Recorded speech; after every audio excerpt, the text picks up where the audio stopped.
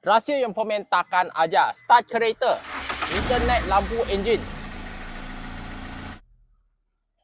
Check ini sensor. Buka soket. Ambil spanner. Buka ni sensor keluar. Lepas tu korang tengok. Kotor gila. Lepas tu cuci sampai bersih dengan WD-40. Cuci sampai bersih. Lap sampai bersih-bersih.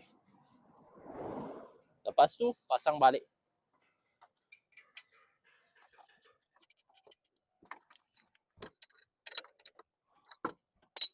Ikat soket.